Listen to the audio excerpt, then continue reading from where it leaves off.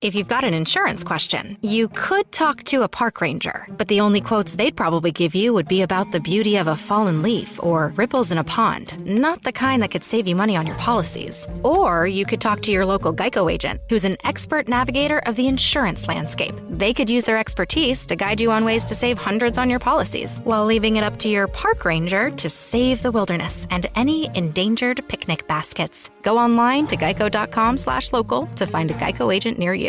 The Peel Art Gallery, Museum and Archives, also known as PAMA, is pleased to partner with Caribbean Art Fair, Black Artist Network and Dialogue, and guest curators Karen Carter and Greg Manuel to present When Night Stirred at Sea, Contemporary Caribbean Art. This exhibit aims to connect Caribbean artists to the broader art world and includes local and international talent, including Brampton's own Janice Reed. The exhibit right now is open virtually and eventually on site once PAMA is able to open to the public. For more information, please visit pama.peelregion.ca. New Theory Radio is presented by PAMA, the Peel Art Gallery, Museum, and Archives. You are listening to New Theory Radio.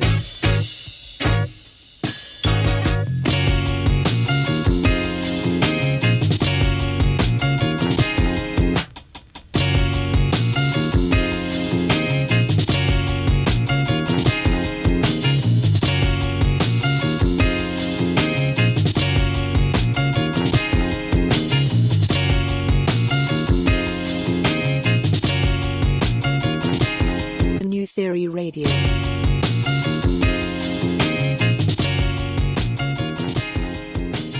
Hello and welcome to New Theory Radio, the show where we theorize on arts and pop culture. My name is Nav Nanwa and I am your host. Thank you for tuning in here on News Talk, Saga 960 AM. Happy New Year. We've officially made it through the first full week of 2021. Quite the interesting week. So we're hoping on this week's episode of NTR, we're able to provide some levity, some fun conversations, some great dialogue to take your mind off of anything that may have happened this week. But this week we're going to be talking with three different artists, and we're going to get their thoughts on the year that was 2020, but also get a sense of what their hopes are for 2021. And the first guest here on this week's edition of New Theory Radio, Nicholas Dupuis is a classically trained keyboardist and producer based in Montreal, Quebec, rising to worldwide fame after the release of his two EPs, Metropole Part 1 and 2. His electronic project Anomalie has developed a unique musical identity through an innovative combination of cutting-edge electronic production, jazz, classical harmonies, and undeniably raw funk groove. His music has attracted fans worldwide, including modern musical heavyweights such as Charlie Puth, Chromeo, Thundercat, and Snarky Puppy. By the end of 2018, he sold out his entire North America, European, and Asian tours alongside his intricate four-piece live band and grew his online following in the millions across social media. And what's great about this is he's achieved this all as an independent artist. His new EP, Bend the Rules, is out now and is a collaboration with Chromeo, and we're super excited to have him here on New 3 Radio. Nicholas Dupuis, thanks so much for joining us, aka Anomalie. How are you? Hey, I'm very good. How are you? Thank you so much for having me. Yeah, no, man. I've been loving the EP, and again, I think I told you off air that I stumbled upon your music actually during the quarantine.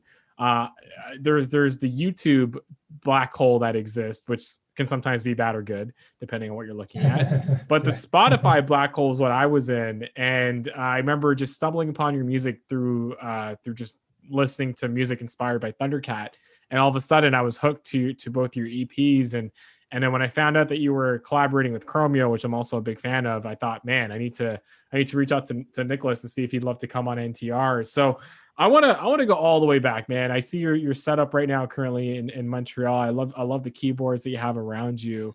How did you get your start into music? So I was very fortunate to have a lot of musical activity going on in my family. My mom to this day is a piano teacher and a harmony teacher. Excellent. And then my dad is now retired, but he was a radio host and had a show for like more than 20 years that focused on classical music. So I remember, like, as a kid, during the weekends, we'd listen to my dad's radio show, and then during the week, my first teacher was my mom. And then it was fun for a while, but then at some point, I don't know. I guess it varies from kid to kid, but I kind of wanted to get another teacher than my mom because it can get a little weird. Well, yeah, because then she starts like, I guess she's teaching you, but then she starts asking you to eat your dinner at the same time, right? You know, it's like you kind of want to separate those. Eat your veggies. Exactly. So I got like an actual teacher when I was 7, and I did like several years throughout elementary and high school of classical piano with like contests and concerts and that sort of thing, which I never like really liked, but I really liked my teacher. She was like a sort of a second mom to me. Awesome. And throughout all of those years, I had done like some arranging and composition as well, but like not super seriously. And then throughout the middle of high school, I saved like my money and bought my first laptop, and then I started like experimenting on GarageBand. So, you know, producing, but not really, but sort of. So, you know, experimenting sonically. And I was like really into electronic music before I ever got into funk or I guess like jazz that uses synths, or like jazz fusion, or I guess like Herbie Hancock and Chick Corea became like eventually some very huge influences. But the references I had were more like Bill Evans and Oscar Peterson, which we'd like play a lot at home. Yeah. And so funnily enough, the first time I heard electronic music, I thought that all the sounds I was hearing were being played in real time. But I found out later that in most cases they were being either drawn in or programmed, which is totally fine. It's like it's just another skill set, right? But then I got like into the 70s and 80s period where you had like these legends that were shredding these sounds that I liked, but like an actual performance. I was like, all right, that's what I want to do. So Anomalie actually started like it was almost like a separate project at the time, but its very like first iteration was in 2012. Oh, wow. It was like much more, I guess, less jazz sounding. It was like much more electronic, a little bit pop. And then I messed around with that for a while. I studied jazz performance at Cégep here in Montreal. I was a part of a house band for a weekly event here called the Cypher. It's like a live hip hop with a live band. And then I ended up touring with Grammatic as his keyboard player for basically like the EDM festival circuit in North America for like a year and a half or so. And then I tried to pick up Anomalie once again, started posting these videos online back in like 2016, which started gaining some traction online on, you know, social media platforms, which eventually led to the first EP, Metropole, in 2017. And since then, the following just kept on growing. I got a live band put together. We started touring, and then the rest is the rest is history. There you go. Yeah, you know what? And what's great about just this explanation that you provided is when you listen to your music, you hear the different influences. Like you can hear the different sounds come into play. And what I always find intriguing, and we had another artist on the show a few weeks ago, Paul Chin, who was also someone that was classically trained. Yes. And what I find interesting is just that journey, right? From learning the fundamentals to now being able to experiment with them and make them your own. How was that sort of journey for you? So yeah, I guess like the GarageBand phase was crucial for me because it allowed me to explore and try stuff. You know, if you have a Mac, you're always playing around with GarageBand. I'm musically inclined, but hey, I've made some really bad music on GarageBand. It's so fun. It's so fun. It doesn't matter that it's bad. It's like a game at that point. Yeah. And yeah, I eventually got Logic and like just really went in, watched a bunch of tutorials, started experimenting, made a bunch of really bad songs, but I did a lot of them. And then eventually got to, you know, evolving as an artist, got some new tips, knowledge, techniques, and, you know, it kind of snowballed. Who were some of your influences growing up? I know that you were obviously listening to legends like Oscar Peterson, but you did mention Herbie Hancock. Who else past, present, and even now are you tuned into? Right. So I think my biggest like hero or influence, and there was stages of my life where I actually didn't know that he was, but is Quincy Jones. Oh, nice. Because I consider myself like as more. I'm obviously like an instrumentalist, but what I really like about music and the creation process is arranging, and he's like one of the most legendary arrangers ever. And the list of what he's actually like contributed to is just absolutely insane. And then like as recently as like last year, I was going through some of the records that influenced me the most in my life, and he's on most of them. So I was like, okay, this kind of a sign. It's pretty crazy. So I have to mention him first. I'm a big Michael Jackson fan by extension. In the Modern Cats, Robert Glasper, I think the first time I heard Black Radio, I was completely amazed. I felt like he did like the perfect hybrid of the 90s like neo soul movement and where modern jazz was heading as well. As a piano player, I was mind blown by that. Yeah, I recently got into Robert Glasper as well, and even the stuff he's been doing with Kate Tronada has been phenomenal. That's right? really cool. Yes. Yeah. Amazing project. Kate Tronada, another Montreal represent. Super inspired by Kate Tronada as well. Yeah. Big Kate Tronada fan here, especially in this household.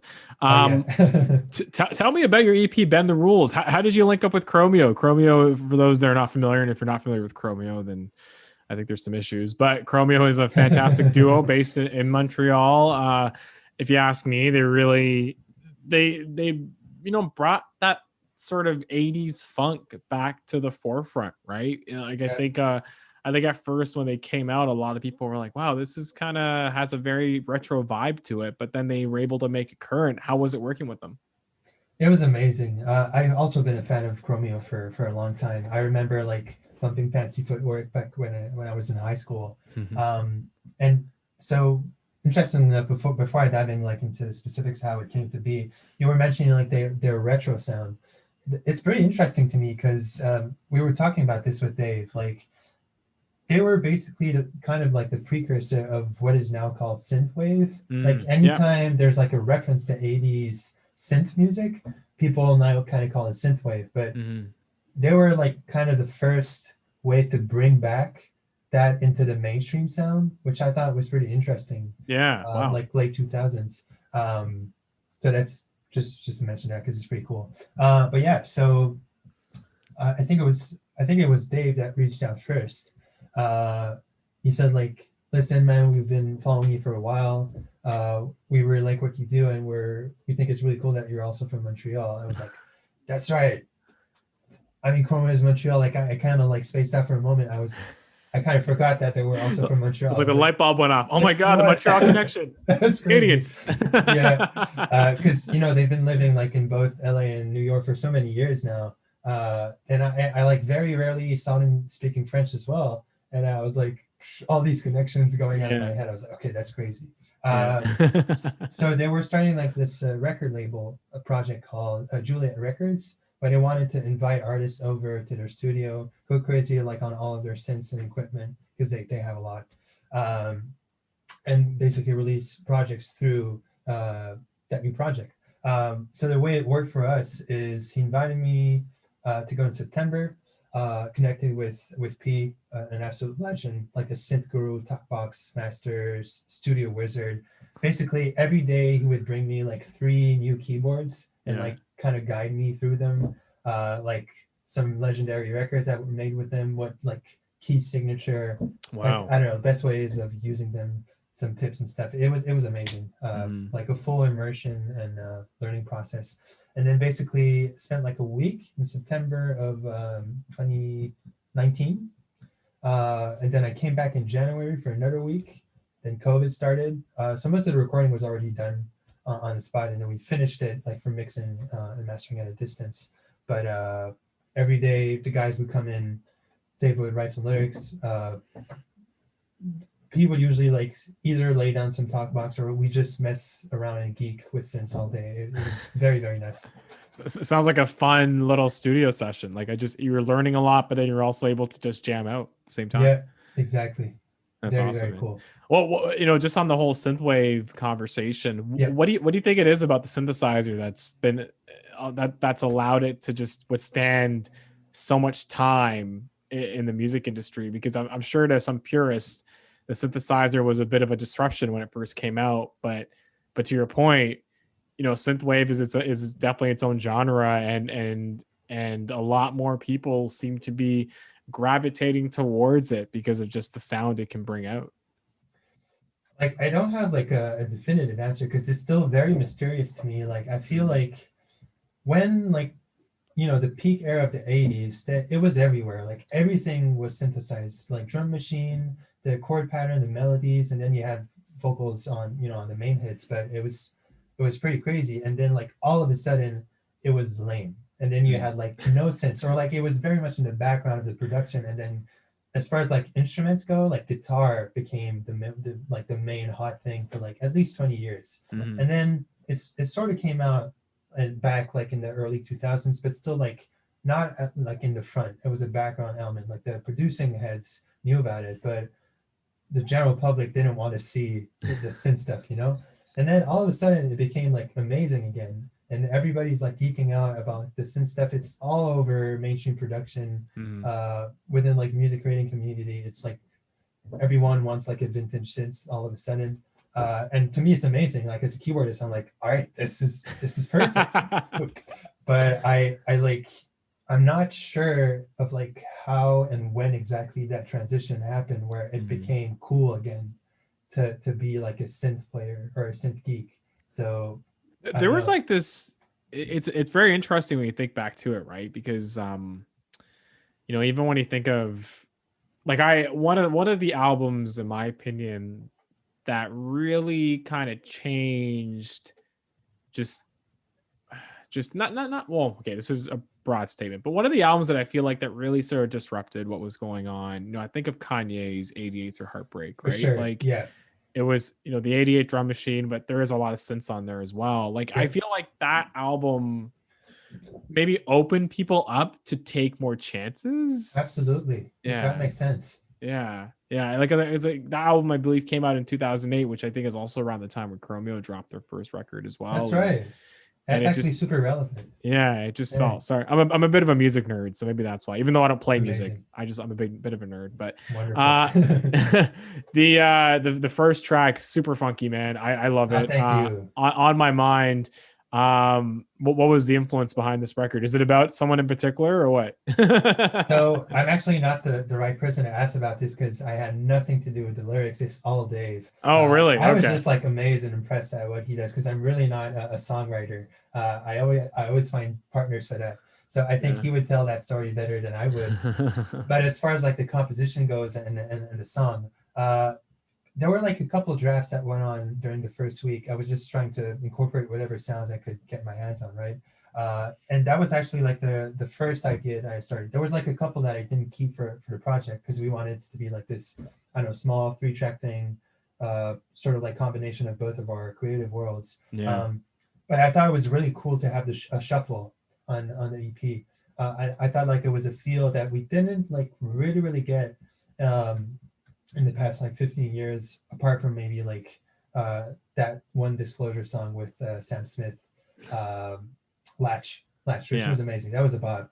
But we haven't seen like that many shuffles or like triplet feels. So I thought it was really fun to have like one mean bass line and shuffle feel. That was like the basis for everything that followed. Yeah. And then P just came in with the top box hook, and I was like, all right. Yeah, you can't forget the talk box, right? Your first full-length EP, you're slated to drop this summer. I'm assuming you're still working on it now. What can we expect?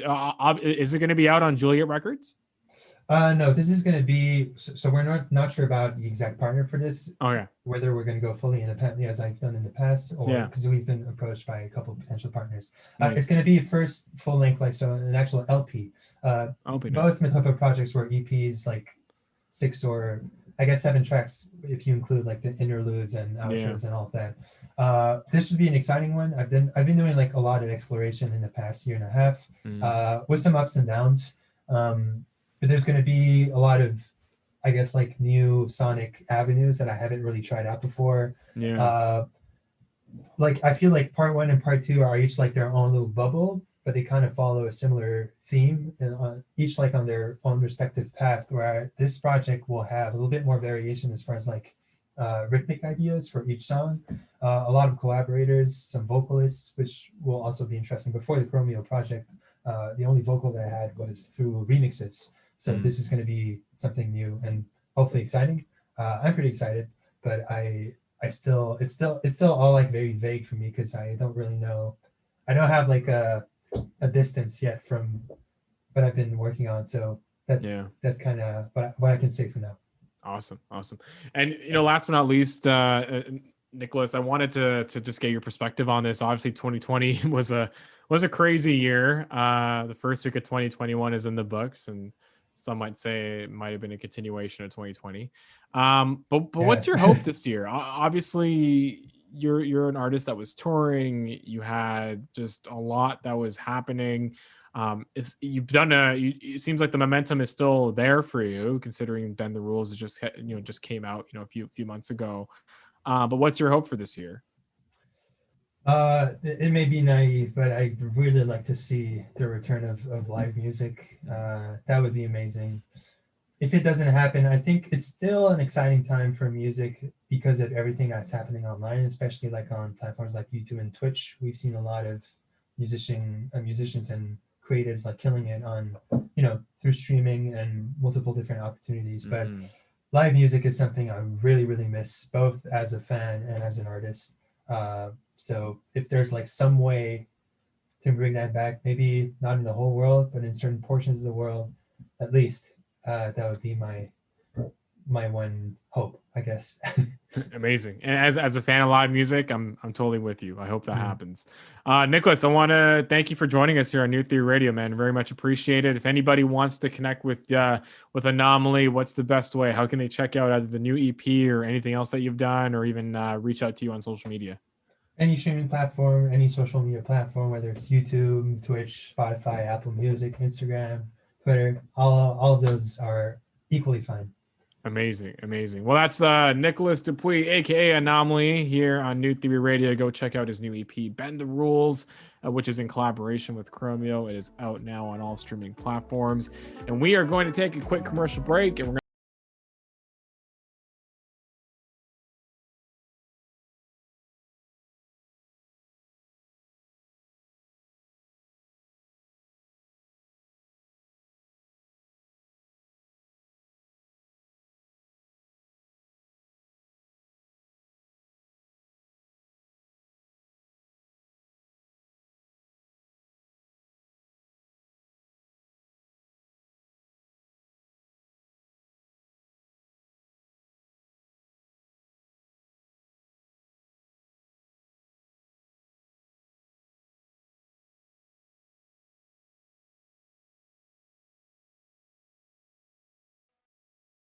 You are listening to New Theory Radio.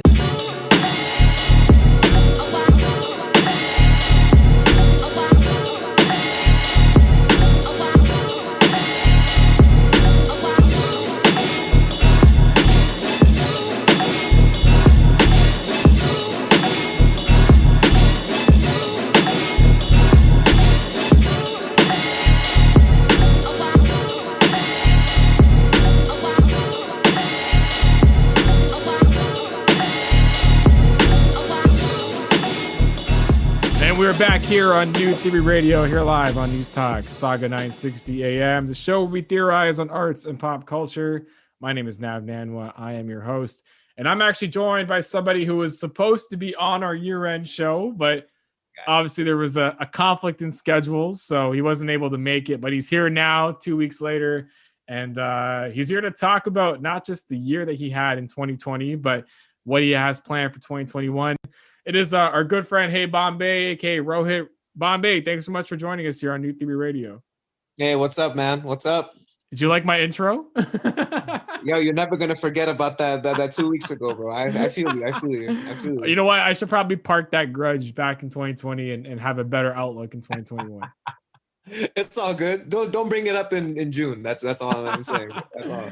Man, what a year, but obviously what a week when it comes to just 2021 in general. But how would you describe your 2020? You know, obviously a lot of changes for you, not just with the music, but also physically. So shout outs to your Instagram. Go check out HeyBombay's Instagram to see what I'm talking about. Dude is a kickboxing king right now. But tell me about 2020. Obviously, the pandemic was one thing, but for you as an artist, what were some of the things that you were able to do and accomplish that you're feeling good about kind of heading into this new year? Yeah, man. Yeah. So 2020, man. So it started off, I was like a bright-eyed. I remember I went to India for my best friend's wedding, Mm. and I think it started like my mental journey about like, okay, you gotta like push yourself, you gotta do this and that, and like, yeah, a lot of self-discovery happened in India, and I think after that trip, I had all these plans and aspirations, and then COVID hit in March, and then that all went crashing down. First couple of weeks of COVID, I loved it because I was staying at home doing nothing. Mhm. Uh, then I think around like April, May, the COVID blues were kicking in. That's like when you're just staying at home or you're not doing anything, and I wasn't really on my purpose when it came to music. Um, and then yeah, man, at that time I was also working a day job. Mhm. I was working at a bank. Um, and I think around like August, I gave my 2 weeks notice because I was just sick and tired of feeling drained, Wow, emotionally. And really? yeah, and when that happened, I just decided to take control of my life, man. You know what I mean? Like Yeah. physically, mentally, even emotionally.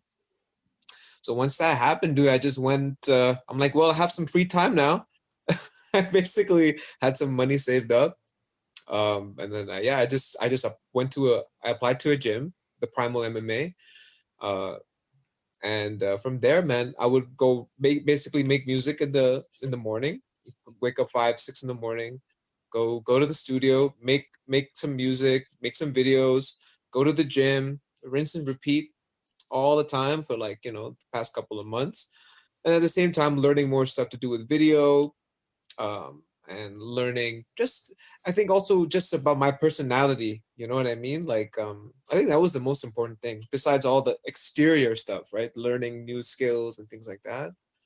It was more just about my emotions, man, and just more about Mhm. my mental health and how I approach situations, and creating this kind of validation in myself, you know what I mean, like Yeah. it was a very emotional year, to be honest.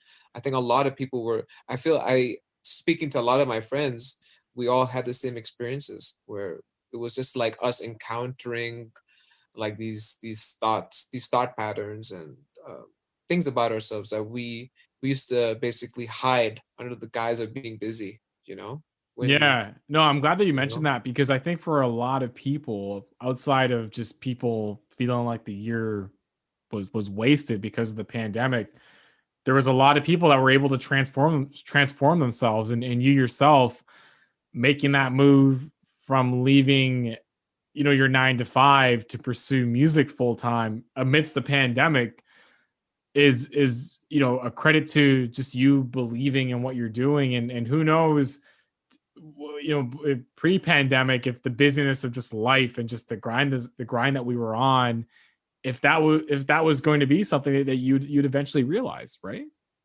Yeah, I mean, like it's fun. It's well, not funny, but I remember pre-pandemic, we would still do shows. We would do all those kind of events. We were out and about a lot. But like I said, man, when you're working 9 to 5, your mind is just occupied about like systems and procedures, and eating samosas with like with your office mates. You know, it's Hey, the cool. samosas are good, right? Bro, like I think I put on some pounds just chilling in the office because they would always bring cake, or there's always something to keep you inside the office as long as possible, right? Hmm. No shade. But yeah, man, I feel like with COVID, when you're actually at home and I'm looking, I feel like pre-pandemic, my house was like a safe space. Like I would just come home, I didn't have to I just forgot about work because it was pretty stressful working at the bank. Hmm. But man, now when I'm like, uh, when we were working from home, first thing you do, you wake up, you check your email, like everything is there. Your home is your office now. You know Yeah. what I'm saying? Yeah. And I just legitimately looked at how I spent my time. I'm like, bro, I'm awake at 8 in the morning. I'm working from 9 a.m. to 5 p.m. every day, doing something that has nothing to do with what I actually want to do in my soul. Mm-hmm. And I was getting stressed about things, and I wasn't even feeling like the same person I was when when I first started doing music. Yeah. And also we weren't in the studio because of the pandemic, and also personally. So it just got to a point, man. I'm like, it's either now or never, and yeah, it was a tough decision, but family was supportive, friends were supportive. I'm not gonna lie, some people were like, "Yo, bro, are you sure?" Well, they're And always then, going to be like that, right? Like oh yeah, that's yeah. life. That's life, man. I mean, dude, imagine if everyone told you like, "Oh yeah, that's gonna work out, bro. No problem." Yeah, you need. I've always been a proponent of someone giving you, like, your friends being honest. Doesn't matter. Like, bro, if because honesty is the most valuable currency, man. Someone they can stroke your ego all day, like, yo, you're so dope. Yo, Nav, you're so dope, bro. You can do whatever. And then you're like, sometimes you need a friend to be like, yeah, you're really dope. But just think about these things. Yeah. I remember when I did the 2 weeks, bro, it felt like the weight was lifted. And then like there was like a couple of days, I'm like, yo, should I retake that notice? And I'm like, no, man, just fucking do it. Just fucking do it. You just Yeah. have to bet on yourself, right? I think a lot of people really betted on themselves last year, especially when Yeah. you are taking work, and work is now invading, home, where home is typically a place where you unwind and try to escape a lot of what you do during the day and maybe focus on passions or even just for relaxation. I think last year was a year where people got in tune with just what they really like to do, and they got in tune with how they could do that moving forward, because you had this collision that was taking place, right? Yeah, man. Yeah. It was very it's kind of dramatic, man. Like, I think the red flag, I think for anyone, right, was when you start waking up in the morning and you kind of had this existential dread. You're just like, crap, like I gotta work, you Mm. know? Man, I think, and I'm a young guy. I was smoking a lot of like cigarettes, of course. Mm. I wasn't really I was making music, but not really making music. Uh, and I was just eating donuts. I was just like going ham, bro. Like, Yeah. you know what I mean? And I just saw, like, I have this thing of like, I see where life can take me. You know what I mean? Like, it's a kind of like, I'm not saying it's like a sixth sense, but it's like you can see the different paths you can take. Yeah. And honestly, dude, if I didn't quit my job, I wouldn't have the time to go work out. I wouldn't have the time to to actually go into kickboxing and meet a new set of friends who have also helped me personally. You know what I mean? Otherwise, dude, I would have to wake up. I would have still lost weight, but it wouldn't have been as mentally. I don't think I would have been as mentally strong. Like, Mhm. I remember even when I was working, I would still wake up at 5 in the morning, get the blue night to go to the gym Yeah. and like go work out at 6 a.m. Right? But yeah, man, it really did help. But I think it just has to come from you, right? You have to bet on yourself. That's a scary thing for a lot of people. Um, but then, man, like I said, in the gym too, a lot of the people in my gym, they have their own businesses, or they're all like learning about themselves too. Like my friend, he was a kickboxing instructor, and he's been to China. He's trained in China. But he's trained in Mayweather's gym, but he Mhm. picked up filming this year because he had nothing else to do. The gyms were Yeah. closed, right? Yeah. And he's like, so it's like you want to surround yourself with people like that, you know, who Mhm. are just really about like developing themselves, not being stuck in this one position their whole life, right?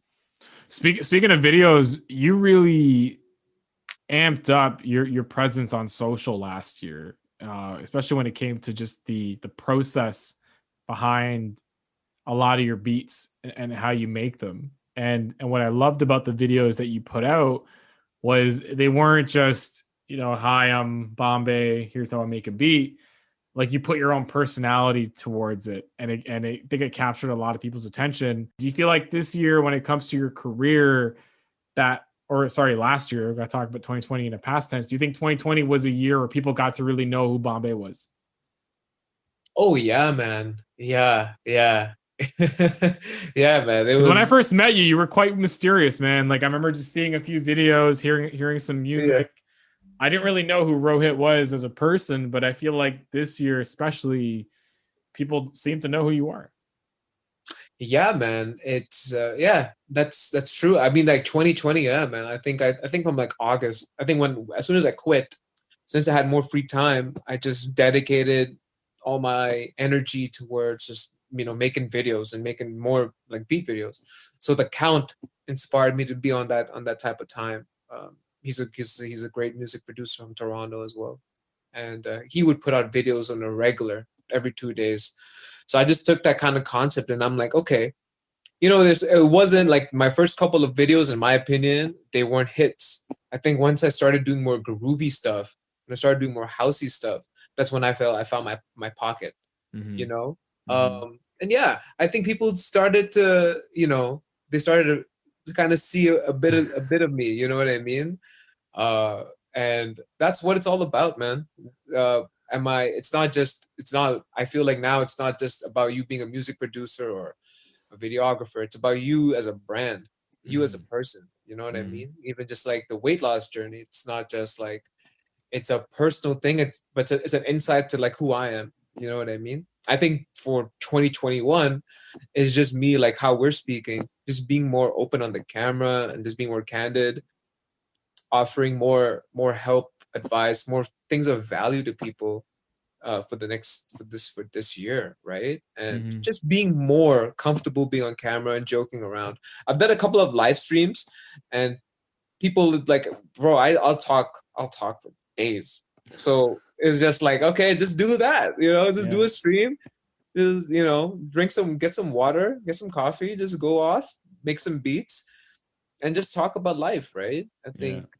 Uh, I think that's super important. But yeah, man, I feel yeah. So back to what you were saying,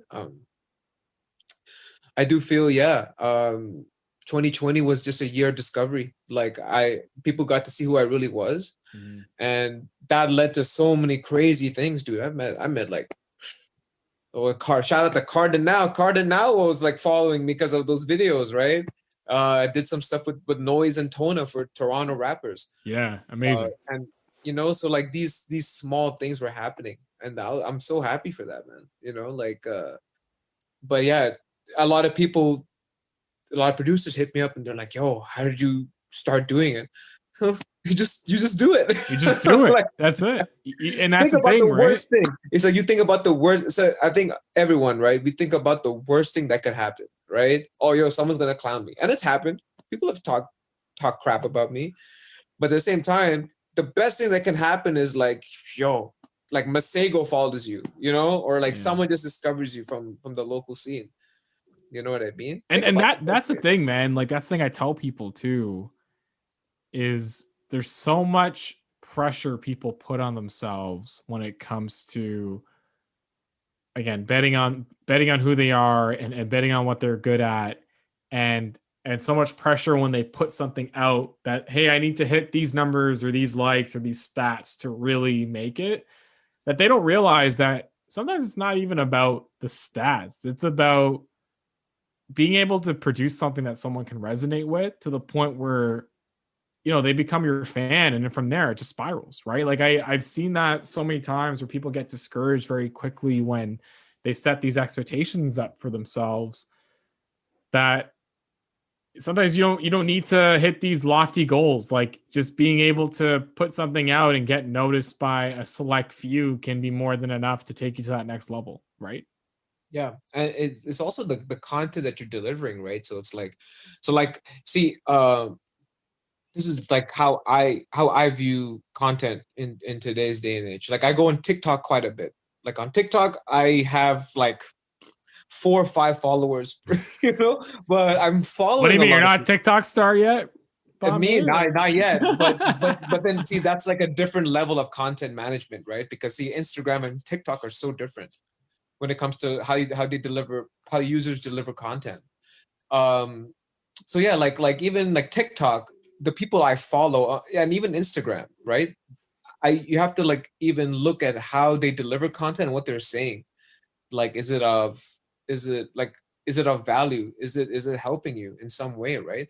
In music production, it's like the beats or the production that you're doing, is it telling a story? Is it kind of like showing an insight to your personality? Is there like a follow-up, like, okay, like, can people get these samples?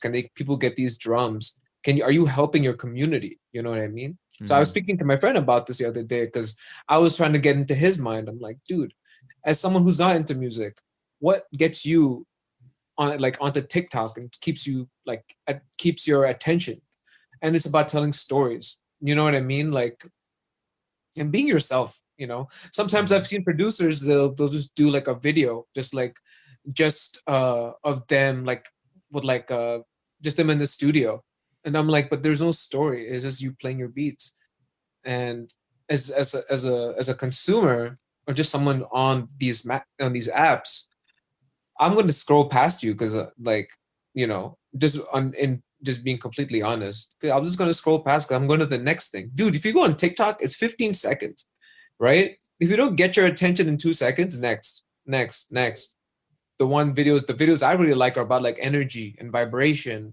And if it's music, it's something that just sounds funky, something that's just like an insight to that person. You know what I mean? Mm-hmm. And yeah, just like in today's day and age, since everyone's at home, people are going to be on these apps way more. So you can't just be in the studio hitting record and just you bobbing your head to the beat. I'm unfortunately, because I've been in that situation too, bro. And I'm like, as artists, we have this thing of like, oh, we're special because we are special. But remember, there's a lot of special people. How are you gonna stand out? You know what I'm saying? And that's the thing we're all trying to figure out. And I'm still figuring it out. Bombay, just to close out this conversation, what's your hope for 2021? Man, no more lockdown, bro. Well, yeah, because you're a studio guy. You love being in the studio. I mean, dude, 2021, man. Honestly, just focusing more on just myself, being more present in the moment. That's a personal thing. Creating more dope content, more dope music, putting out music with dope artists. I think I have some stuff happening with like the Natural Born Strangers coming out this year, which is pretty exciting. Nice. Shout out to Tona, Rich, Adam, and then yeah, man, just always trying to improve, keeping on the weight loss, still like trying to put on some muscle, all that fly stuff, man. Amazing, man. Hey, man, but wait, we love having you on New Theory Radio. Thanks for finally making it on the show. Okay. Congrats on this self-discovery journey, man. Like, I think it really kind of resonated with me. I urge anybody who has a New Year's resolution about wanting to get fit, go listen to Bombay's beats. Obviously, go check out his latest Instagram posts. He'll motivate you. He's motivating me to make better choices. I'm sure he'll motivate you as well. Bombay, if you guys have any questions, hit me up, yo. That's it. Yeah, what's the best way to hit you up? Just hit me up on Instagram, HeyBombay1. Amazing. Well, that's Bombay, our good friend here on New Theory Radio. We are going to take a quick commercial break, and we're going to have more here on News Talk Saga 968.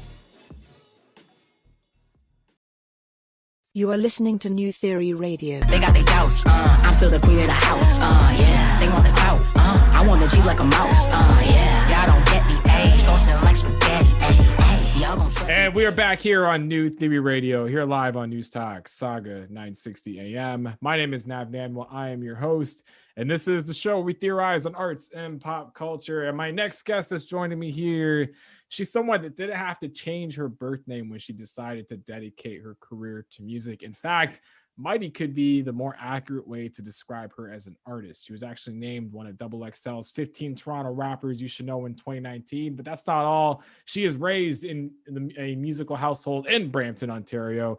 She's been releasing music independently since 2009, but it was really her Polaris Prize winning album 13th Floor in 2019 that really was her most fully realized project to date. It actually made history as the first hip hop artist and the first Black woman to ever receive this award, garnering overwhelming praise from the likes of Pitchfork, Billboard, Hot New Hip Hop, Lyrical Lemonade, and that's only to name a few. And she continues to carve out spaces that are boldly defined gendered expectations for women in hip hop. She's a good friend of the show, and we've always loved talking with her. It is our good friend Haviah Mighty. Haviah, Happy New Year. What's up? Hey, Happy New Year. I'm chilling. How are you doing that? I'm good. I'm good. It's been a minute. Actually, the last time you were on the show was like, I don't know, an hour after you won Polaris Prize in 2019. Oh yeah. And I barely remember that. yeah, I'm sure I'm like one of many that you talked to, and it was probably all a blur because that was a big moment for you. But I'm curious. I haven't had the opportunity to fully talk to you like this since then.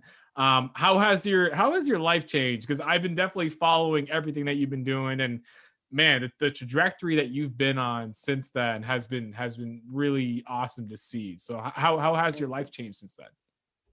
I mean, I would say like before the pandemic and the ways that it changed was just like really solidifying that I probably won't have to go back to my full-time job. Shout out Which to I Long left in May. McQuaid. Yeah, shout out to Long McQuaid. I was working there like right before I put the album out. So in May, the same month is when I walked away. It was the same month I put the album out. Wow. And then the Polaris was a couple months later. So it was definitely a validated that, okay, like I made the right move, and like show guarantees went up, a lot more show opportunities started coming in. And I would say also just cool press opportunities, like being able to do Sway, being able to even get people on my team, like being able to extend like PR opportunities so that they could extend opportunities for me. I would say that that's the biggest way that my life changed was just, I mean, there's a monetary aspect as well of the Polaris, but that just goes into the reinvesting into like your bank, and like all of that is funding my music now. So Yeah. I would say it was kind of just like a foundation, like a stability thing. Like, all right, this is securing you, and then like, what are you gonna do with this newfound security? So I feel like my mind had to get a lot stronger. My work ethic had to get even more intact, and my goal setting. I had to understand like, okay, what are my goals after something like this? Like, I remember the last big thing I did was the Cypher in 2016 that I feel was like kind of like that first almost like Polaris moment where I got like a couple million views on Facebook. And that's when, people from Factor became aware of me. That led to me getting my first Factor grant, because like just being aware of networking, right? So I remember that being like a foundation, like security moment, but it was what my mental did with what I felt more than anything else. And I felt like 2019, the Polaris was like another one of those moments. Like, here is a win. What are you going to do with this? So I've just been trying to do as much as I possibly can with it, be really authentic to the music, and trying to really push myself musically. I think that's my biggest goal. Like, really trying to establish what my sound is, and knowing when I go into the studio what that is. I think that's a long journey. I've been making music for 10 plus years, and I think I'm still discovering what that is exactly. Yeah, especially because you have, not only are you a fierce rapper, but you're able to sing. You understand the production side of things.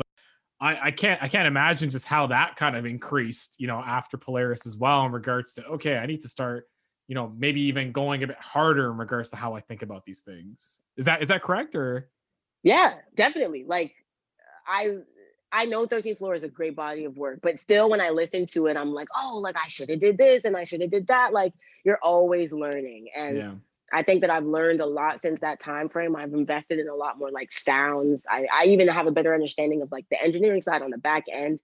I know what resources I have that I didn't have then, and I know what resources I had then that I don't have now. And with the pandemic, there's a bit of this, like I'm literally using only my studio and like only my gear for like pretty much all of the creation, and then I'm outsourcing the mix and master. With 13th Floor, I was working at a higher end studio with higher end gear, so it's like you're also matching quality to what you had. So that's like, okay, maybe the resources are a bit different, but we're able to get this close.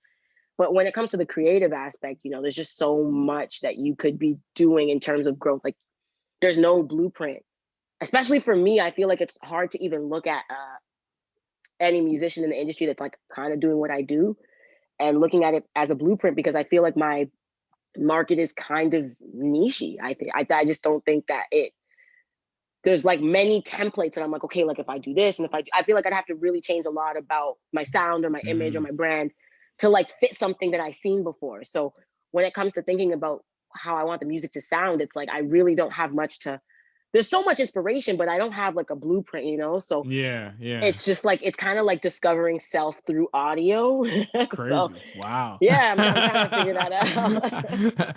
You so after Polaris, you talked about it, like there was like before pandemic hit, like everything was just clicking for you. It still is clicking, but you had like you were booked on Oshega, getting ready to do South by, you know, you managed to do Sway, which is unreal. How were you personally kind of taking everything in? Like, obviously things started to snowball, but like, what was like, how were you like, did you ever have a moment where you're like, man, I just need to take a deep breath? Honestly, I think I never heard about like COVID in January and February, like probably because I was so busy. So I literally, like, I like to keep up with the news and stuff, but I guess I wasn't then because I did not hear about this thing. But I remember being in LA. This was like right after Sway. So like, I'm so glad that happened and all those shows. I got to do that I got to feel a bit of 2020 show. Yeah, but my manager was telling me in LA, I remember we were about to fly back and like my manager just doesn't really tell me things I don't need to know. You know what I mean?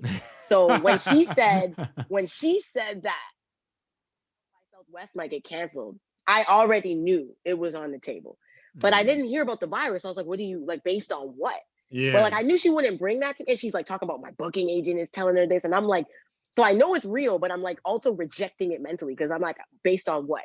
And she's like, oh, you haven't heard about this illness. And maybe at that time when I was in LA, I started to hear about it, but I was like, nah, there's no way. So I remember the day she texted me, we were back in Canada at this point, and I was like in my car with my DJ. And I remember I looked at my phone and I broke down in tears because I was just like, I kind of like rejected the idea, but like a part of me always knew it was gonna come back up. Like the way she was saying it, I just could, I could just tell. So I broke down in tears, and I've been trying to get on South by Southwest for like so many years. That was like one of those like, trying to like through Twitter and stuff, trying to like get a contact. And that was one of the things, even if you don't understand what networking is, you knew that getting to South by Southwest was like something that you should do for your career. Yeah. And so I had 3 performances and a panel. Finally, for the first time, I'm like ready to go. And it being canceled was devastating initially because I was like, well, what does this say for the rest of the year? There was just so much unknown. And at that point, I didn't hear about everybody else losing opportunities. I just heard about me losing my opportunities. So I'm like, slightly woe is me energy at that time. But right after that, everything else also got canceled very quickly. And I think once I realized that it was a global thing that wasn't just impacting me, it was a lot easier to take a step back and be like, well, you can't be thinking like, why is this happening to me when it's happening to the entire world? That made it easier for me to try to adapt and adjust. And I think that's what led to me writing music. There was like that little period of like, wow, that like set that I did March 11th in Vancouver, that's the last show I'm going to do all year. And like, I sat with that for a bit, but like by the end of March, I was already like music mode, trying to understand Instagram Live, thinking about green screens, just trying to adapt because sitting and wallowing in like things you can't control, like if South by Southwest is canceled, like this is the first time in 35 years that happened. Yeah, it has nothing to do with me. Like once you start to see these details, you realize like having a strong opinion on this, it's just draining my own resources. So I did go through that like period, and then I quickly kind of jumped out of it, especially because it became clear at that point that the whole world was shutting down. So then I was more so just thinking about like what everybody's going through, how this is impacting all of us. And even like with new music, I'm like, damn, I'm going to make this new music, but I have no idea how we're going to put it out, So I think it just forced me and so many other people to adapt. Before we jump into the music, Haviah, you really used your voice and even your platform to really educate a lot of people during the racial injustice movement in the summer. And you were one of, and especially within my network, you were someone that was not just, providing your opinions, but you were also educating people and calling people out and really putting it up and understanding that was not just an understanding of what was happening in the US, but an understanding of what happens here locally and where we live in Canada, and specifically even the GTA. Why was that so important for you? I mean, I'm Black. I'm a Black woman in Canada. It's hard to like, I don't know. Being in touch and in tune with myself is why a lot of the conversations that I have in my everyday life, and even like filters into my interviews, my music, is going to be influenced by the racial divide and racial inclusion and exclusion and intersectionality, and all these things are going to come up because I live it, right? So I think it was important for me to contribute in any way possible as somebody that identifies with a lot of these struggles, and as someone who is a voice to people who can't identify with these struggles. I just felt it was important to not shy away from something because it seems controversial. That's what I did before 13th Floor. All the albums I did before 13th Floor, I was shying away from certain topics. And then on that album, I kind of tackled them for the first time. I finally felt brave enough to say things that, you know, when I'm in college in London, you can't say these things because no one looks like you, agrees with you, So you learn how to compartmentalize your thoughts, your ideas. You learn almost how to tell yourself they're not real. I finally got to a place where I was like, no, these things I almost let go of. I know they're real. They're important to discuss. And I also know the intention with which I'm choosing to discuss them. For the most part, I wasn't even really like calling people out. Like I was calling out behaviors, but I wasn't calling out at names, disrespect. You know what I mean? So my approach is also pretty like amicable. Like I feel like if someone's not willing to discuss race with the energy and intention that I'm coming with, then I feel like you're running away from a problem, because I always generally try to keep like the space open to hear the ignorance. I want to hear the ignorance. I would like to challenge it, you know? I don't actually want to silence that ignorance. And so anyways, I think it was important for me to use my platform for that, the same way that I'm trying to use it to get more plays on my music and this and that. Like that was the climate of the world. That's the climate of my reality. And so I felt like there was so much similarity with thoughts I've had my whole life that nobody wants to hear. And now like the world is seeing it. It's like you need more voices to like validate what you're seeing. And now that we're in a pandemic, you're seeing it through social media. We're all seeing it. Like you actually can't not be seeing it. So now is the time to actively use my voice more than ever. So I think that's what I felt was important for me to do. And I think the main thing is, it's just so tough. The conversation still is like, for some people, it's almost like they think that it's a myth. Like the Black experience or the people of color experience, like different experiences of different peoples of color. It's like their stories are myths. And when you tell it to certain people, it's like they think that you're creating a narrative that allows you to be a victim. And I feel like it's important to break that way of thinking and that ideology at any opportunity, because I'm one of the hardest working people that I know. And it's led to the success that I have. And I still speak about race at any opportunity that I think is necessary. And being scared of having racial conversations, I know Black people that won't do it because they're scared that they'll be seen as one of those and get put in that box, and they just want to be fitting in. And you know what I mean? Like, so I think I have to take that space, because so many of my own people will not. It's uncomfortable for them to even like make other people uncomfortable. And I used to be there, you know? So I feel like if I'm making music for all people, and my shows are accepting and there's love and all of this, but I choose to have these conversations, and like you can't hear that. This is a loving space where we are allowed to have these conversations. That's what it is. So if you reject that, then maybe you reject the brand or the music too, because they go hand in hand. Like these conversations are not divisive. They're always intended to be inclusive, right? Especially the way I delegate it on my social media, on my platforms. I could approach things in a very different way, but I make sure that I'm careful about it, because there's so many people that can be a part of this conversation. And so, yeah, man, I just feel like it's really important to make sure that you're not running away from difficult conversations. And like there's other difficult conversations that I can't speak to, but I would love to be in the audience and maybe ask a question or two. And that's what I think that people that don't know as much should be wanting to do. If it's a difficult conversation, why do we just have to exit because we don't know how to contribute in a fair way? Like learning from each other is one of the biggest things I learned in 2020. You know, we need to be learning from each other and like our own experiences and other people's experiences. And that way you can have growth on all facets, you know?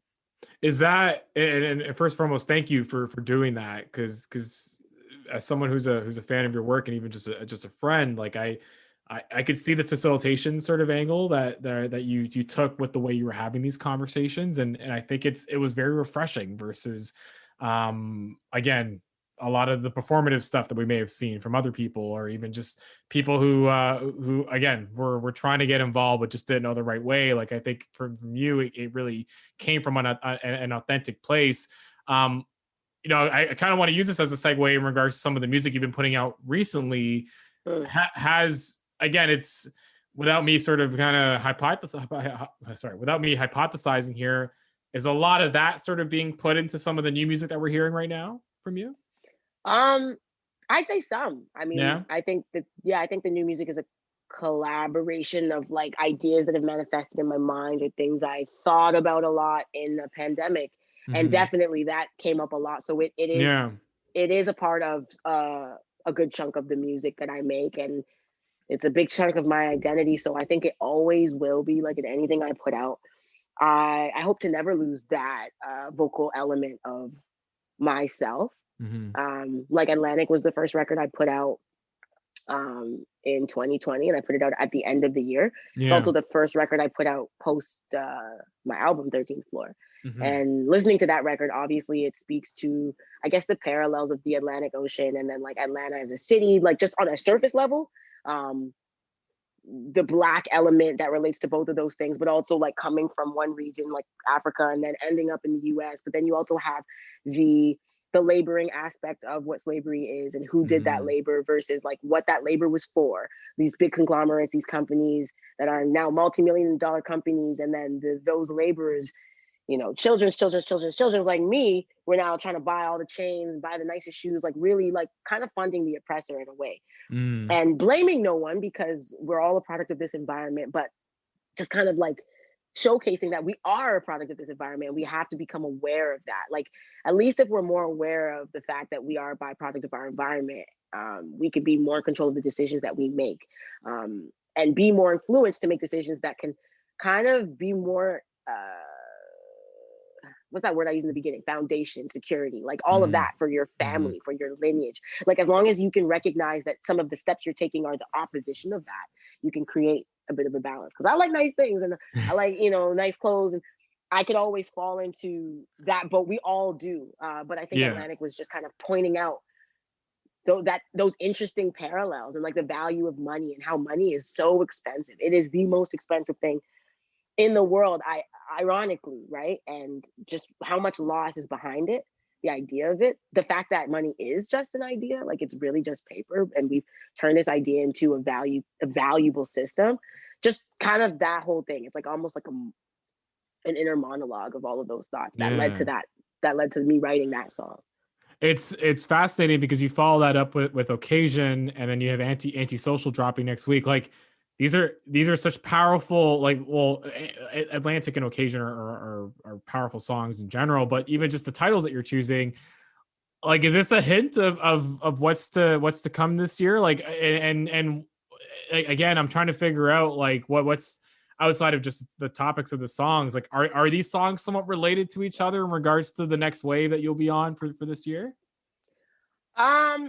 It's interesting. I would say that like releasing the music is part of the release strategy. So Okay. like Yeah. I have a strategy, but releasing it and seeing what the reactions are and the connections that people make is a part of, I think, what that compilation will look like in the end. Mm. That being said, a part of the idea of creating this music was almost like anti-storyline, right? Mm. So the idea was not to make songs that flow into each other.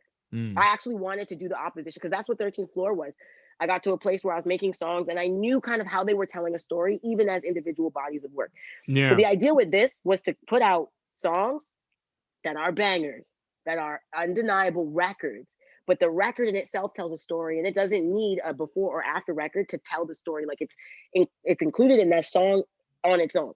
Yeah. But that being said, I do still feel I have a cohesive nature to me. There's a connection to all of them. there's always, yeah, I think there's always going to be a connection. There is a connection through the artwork.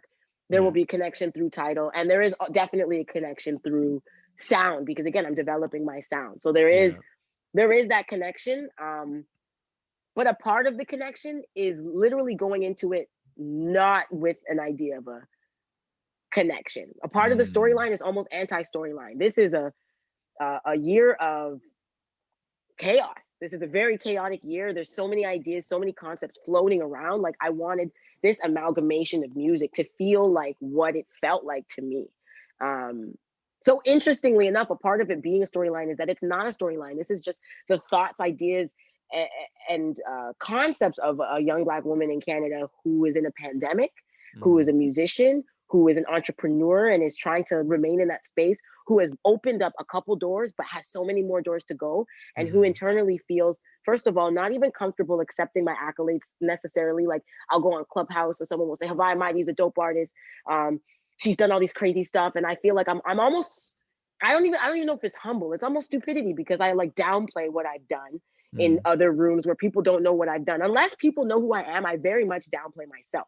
So I'm still building up the ability to see the value in myself. Like, that is all coming through, you know, me being in a pandemic and sitting with this and learning about myself through the internet and through my own thoughts and through reading and all of that. Like, just not being so busy that I can ignore like that sort of stuff. And so I think a huge part of that storyline is that it's like taking the 13th floor concept and then bringing it to a pandemic, and then being like, okay, like what would this be if it was through a pandemic, right? And of course, it's stylistically, I've tried to push the boundaries. I've tried to, you know, do different things with my voice, use my voice in different ways.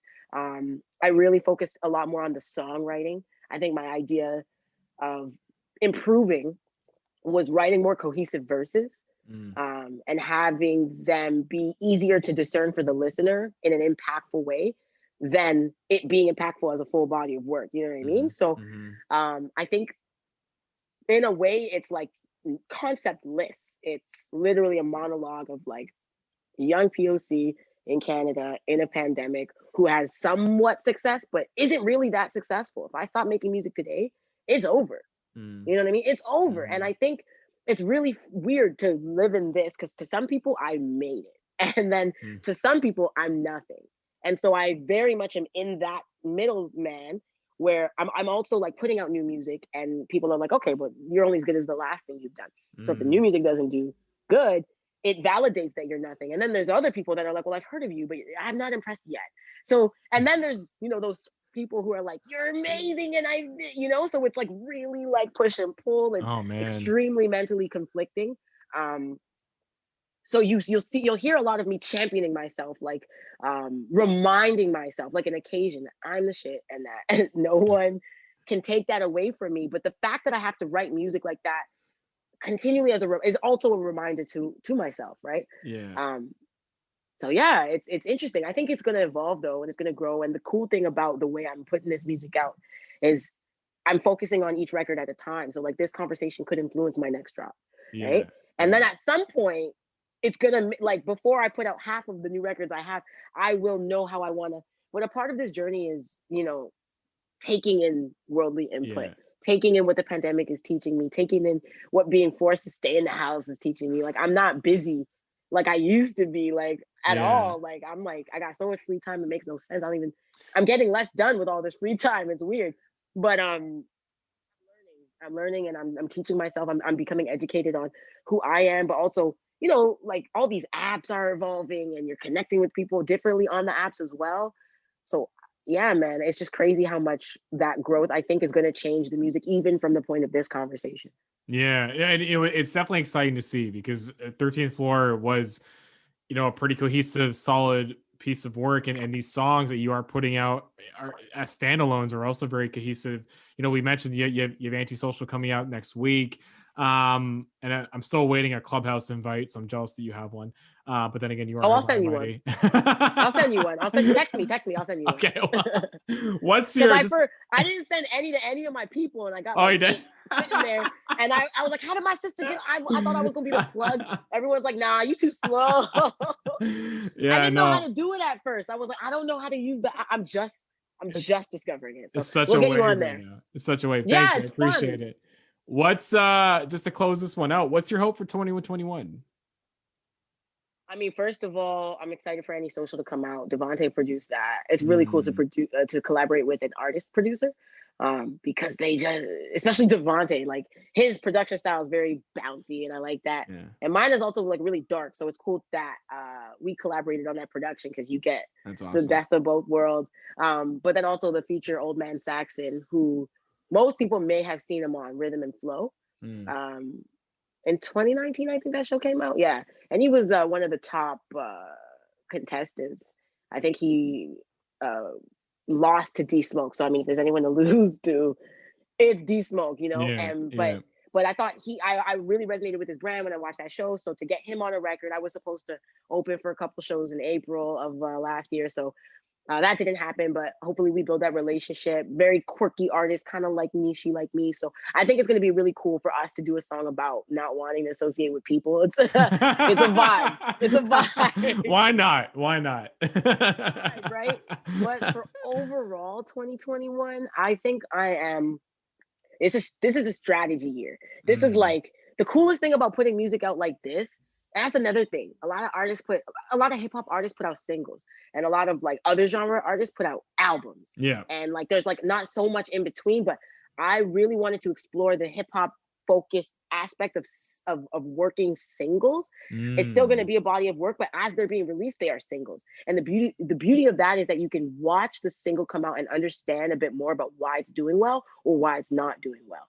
And so I think the most exciting thing about this year is that there's going to be so much discovery that 13th Floor did not afford me. Like that was an introductory debut kind of thing. And so like, it was kind of like a lot of like luck of the draw, like talent speaking for itself, finally knocking down some doors. But like now that people have heard of you, they're making an informed decision to like or not like they're no longer like, you know, first impression impressed with you, right? So they like, are you creating these fans or are you not? Like when you collaborate with people, do you get more plays or do you get less? When you make songs on your own, when you try to step outside of your box, does that work or does it not work? I think the thing I'm most excited about in this year is that there's so much learning to do because I have music coming out until the end of the year. Like, oh, nice. I'm so ready. I'm so ready for this year. Like, I'm so ahead that I could start making music for the next thing today. You know, I'm not, because I think it wouldn't speak to whatever that next thing is at this point because everything changes so fast. But probably by the summer, I'll be writing for that next thing. You know what I mean? Because I like to stay ahead of the pack, ahead of the game, and ahead of myself. And the one thing you can't get ahead of is stats and data. Like you just have to learn what it is once you put it out. So we're as prepared as we can be. I'm also trying to see how long I can stay independent, right? So if I could figure out how these how this data and how these stats work, I can remain in control of my masters and then in control of my ownership on the back end. You know, I'm going to step into the publishing world a little bit. I'm trying to find ways to diversify my streams of revenue, increase my sound, be better creatively, but like not lose my ownership and still grow that fan base. And that's difficult because in this world, literally, like you sign to a label and then that's your door. Like they get interested, you sign, and then that's so. I would love if my path didn't have to be that, you know. But at the same time, like I'm just staying in tune with what the business is. Trying to understand what the contracts say, but trying to grow it musically first. I'm not trying to jump into something that feels like it'll like break me quickly.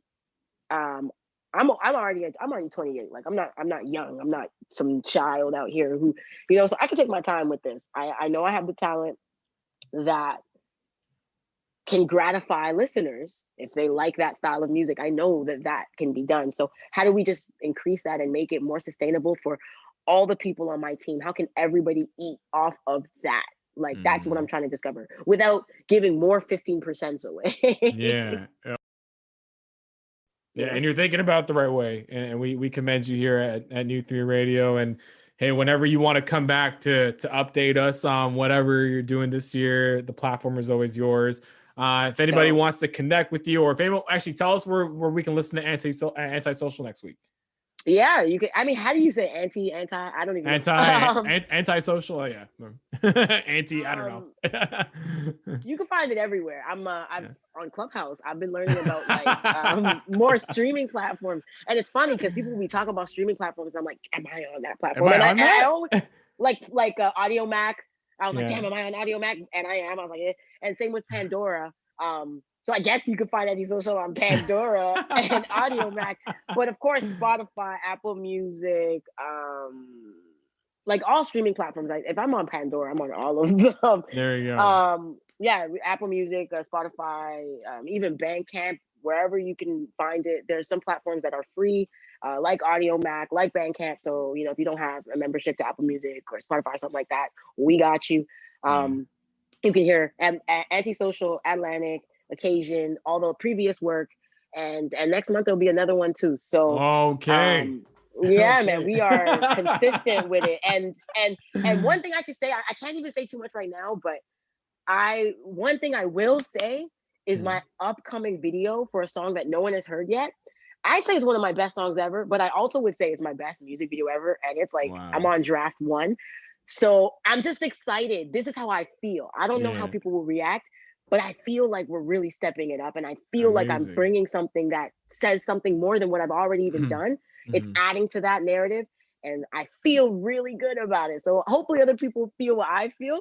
I'm sure they will. I'm sure they will. Like, honestly, you're someone that really puts a lot of thought and effort into everything that you do. And we can't wait to see it. So that's Haviah Mighty here on New Theory Radio. Thanks so much for joining us.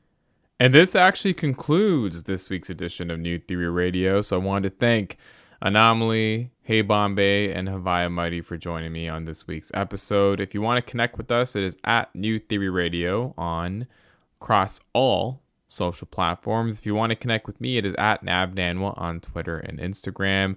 Big shout outs to my little brother, Amit Nanwa, aka at Colorblind Photography _ on Instagram. Go send him a follow. He is the man behind our graphics.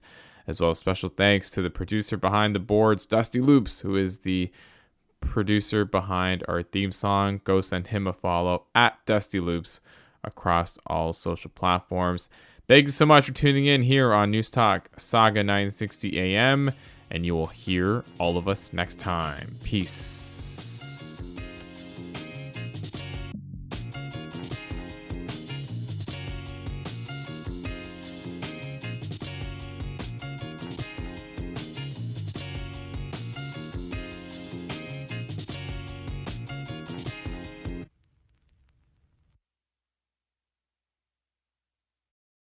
Good afternoon. Would you like to try a free sample of our double fudge brownie? Oh, sure.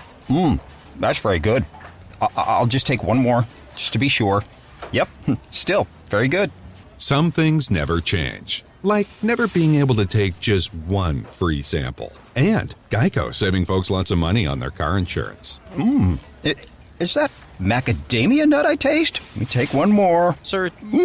Yeah, I thought so. 15 minutes could save you 15% or more. At Jewelers Mutual, we're a little obsessed with jewelry. Obsessed like auctioneers with talking fast. 50, we're gonna fit sold. Pop stars with auto-tune. Yeah. And dentists with asking questions. So, how did he propose? After they've put their hands in your mouth. Great. Yes, we've made jewelry our obsession for over 100 years. We love it so much we named our kids Ruby, Amber, and Opal. Venti soy latte for Opal? At Jewelers Mutual, we insure jewelry and only jewelry, which is why people who are also obsessed with jewelry trust us with theirs.